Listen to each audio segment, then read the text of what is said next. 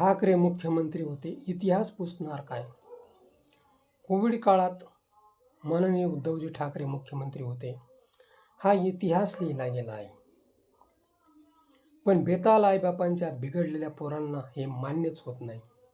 त्यांना स्वतःचे पूर्ण नाव लिहिण्याची व आपल्या नावानंतर बापाचे नाव लावण्याची सुद्धा लाज वाटते. आपल्या कार्याचा गवगवा करणे ठाकरेंना कधीच जमले नाही. लोकांनी दखल घेतली म्हणून इतिहास निर्माण झाला. काही भांडगुळं असतात, फक्त टक्केवारी व फेकलेल्या तुकड्यांवर समाधान मानतात. त्याच्या पुढे त्यांना काहीच आयुष्य नसतं. आमचे व्हिडिओ पाहतात म्हणून त्यांचेही धन्यवाद. आता सुधारा. बिनबुडाचे टंबरेल सारखी अवस्था आहे. कलंडले तर कोणी सुद्धा हात देणार नाही. लोकांच्या हातांना काम नाही, भरमसाठ महागाई, मुलांचे पेपर फुटतात, स्वतः फेकलेल्या तुकड्यांवरती चाकरी करावी लागते. लोकांच्या लेकींवर लाईन मारायचे सोडून द्या. आमच्या तडाख्यात सापडल्यास शरीरातील हाडांची संख्या मोजताना कमी जास्त होण्याची शक्यता आहे.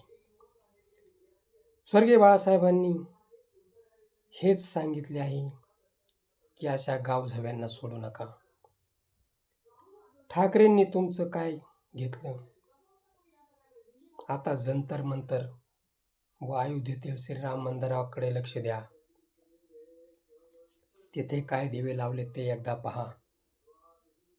जगभरात गाजलेली जेफ्री एप्स्टीन फाईल तुम्हाला हवी आहे काय? ती पाहण्यासाठी उतावळे झाले आहात काय? ती पाहण्याची इच्छा असेल तर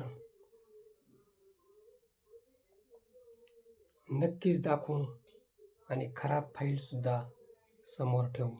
मित्रो, हा व्हिडिओ कसा वाटला ते कमेंट बॉक्समध्ये सांगा आणि ॲक्शन मराठी चॅनलला सबस्क्राईब करा. आता तरी सुधरा बाणगुळांनो.